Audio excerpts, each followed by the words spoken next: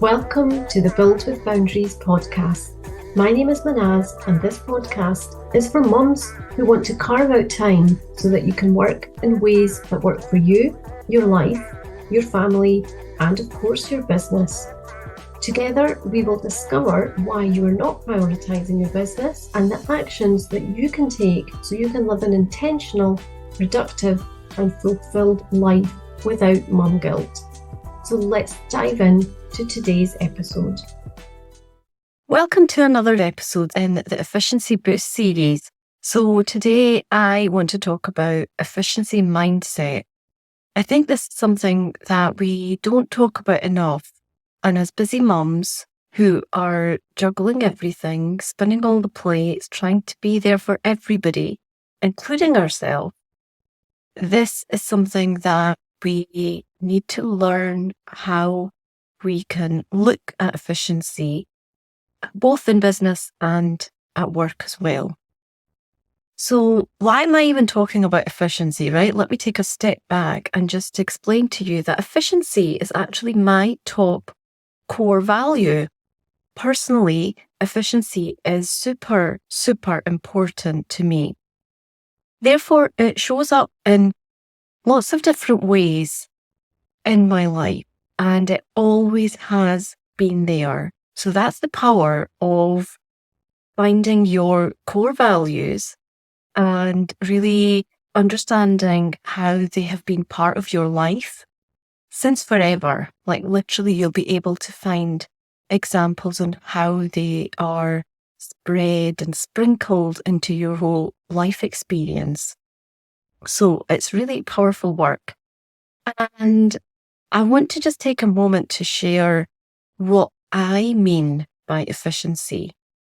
Because of course, everybody will have their own perspective, their own interpretation of what it is. And I think it's important for me to share what is mine. And I think when I was making a list of what efficiency means to me, it came to me that like everybody would have a different list, right? Because it's based on their life and their interpretation of that word and how they see that works in their life. So whatever you take as the meaning of efficiency is absolutely fine.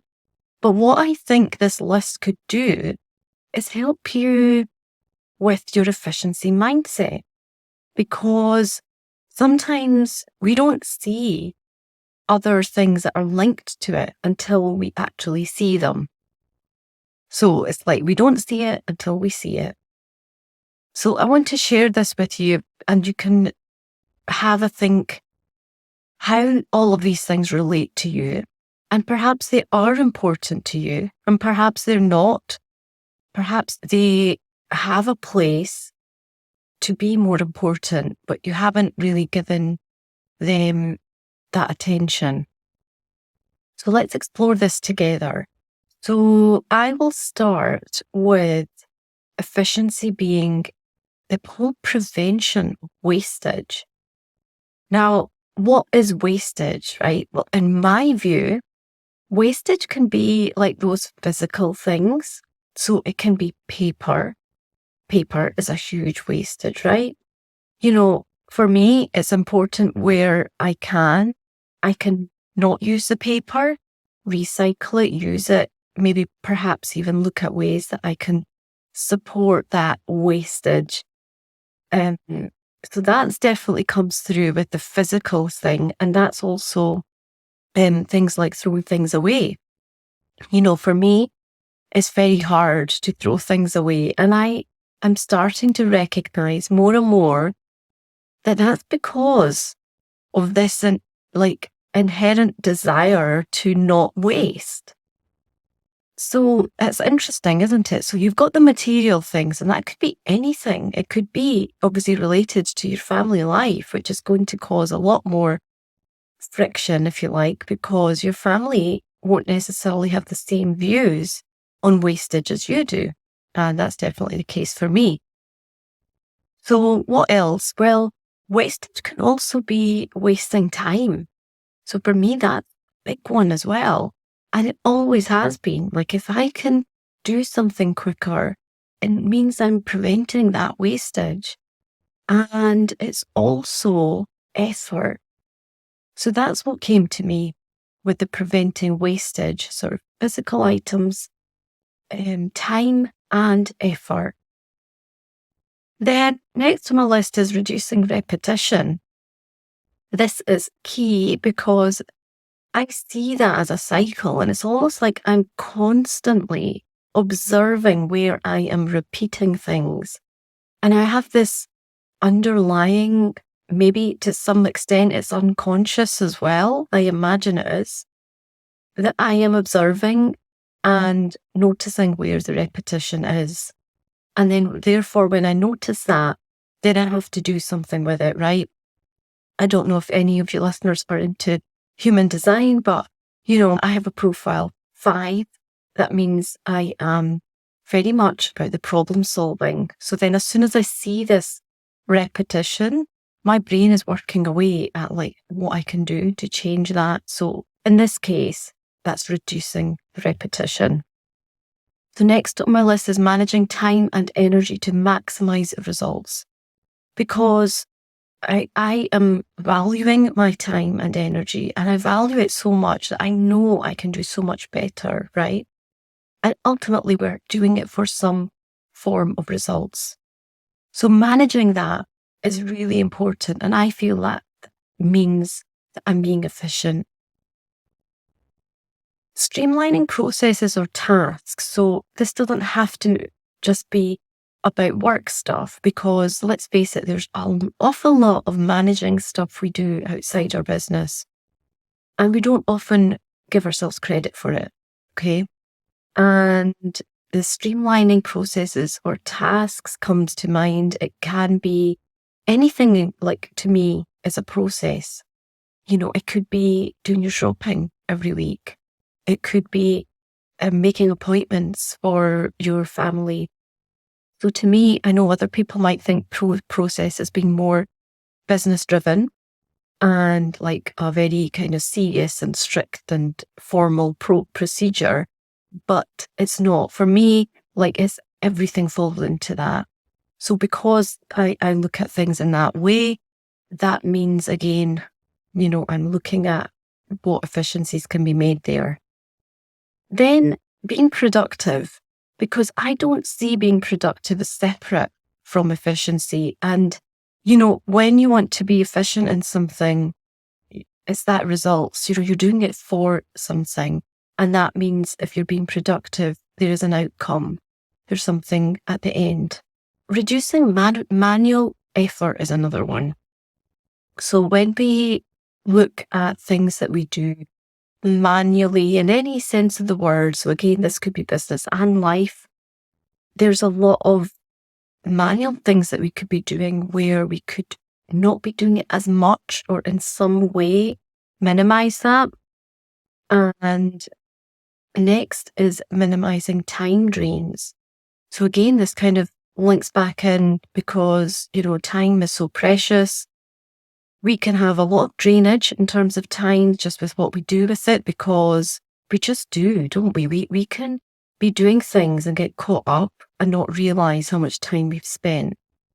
So minimizing these time drains is really important, because we are then being more efficient, because we're just using that time so much more with focus and intention.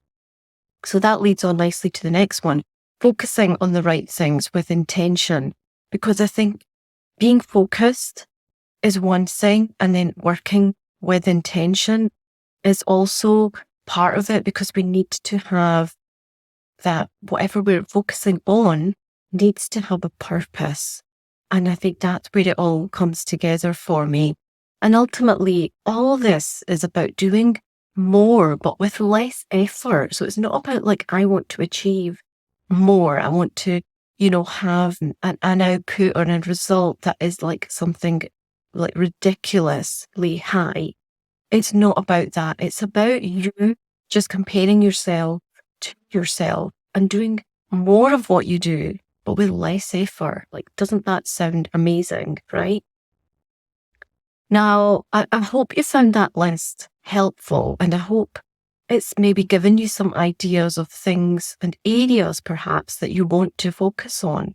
Because I know when I'm listening to others, like ideas can come so easily. And I think having somebody else's perspective on these types of things is so crucial for us to open up our own thinking.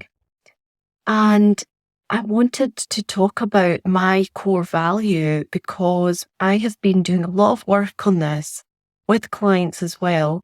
And next week, I have a really exciting series of episodes starting, and it's literally where values meets the boundaries. So my partner, Sarah, and I are going to do some episodes together, and we are going to share 3 episodes on these topics. And don't worry, they're going to be super short each. They're not going to be long. They are going to dig into this area that we've discovered is actually so valuable, because values is about learning about ourselves. Values is about understanding ourselves better. And when we know ourselves better and really understand, accept, and appreciate ourselves for who we are, it makes such a difference. Because then what happens is when we are looking at our life and things to change, then things like boundaries it makes total sense what you need to focus on for your boundaries, because you can use your values for that. So this is really exciting conversations I've got happening from next week. So do listen in, and I will be sharing that on my LinkedIn as well. Now, if you want to work out how else you could be efficient, I've got something that might just be what you've been waiting for: efficient networking. So Connect and Nurture is where I've designed this especially for busy business mums. And there's 3 kind of key words here. And this explains the ethos of Connect and Nurture. It's connect, collaborate, and champion, because mums are so good at doing all of that. Except when we go to networking, it can feel very difficult. They cannot be even at the times that we're free. And then doing any work afterwards to do follow-ups and do the work and try and actually build relationships. Build relationships so that you can create opportunities to collaborate and obviously championing each other along the way. Now, I'm running a networking session on the 20th of March. So there's no pitches, no spammy chat, and no hard sales either. So to experience this for yourself, I am sending you an invitation to register for this event for free. You can go to buildwithboundaries.com/connect and nurture. And you can just register for your free seat and come along and try it out for yourself. So I would love to have you there. So the website I mentioned is buildwithboundaries.com/connect and nurture. So I will pop the links in the notes as well. So do check them out. And I'm excited to share the next episode with you. So see you then.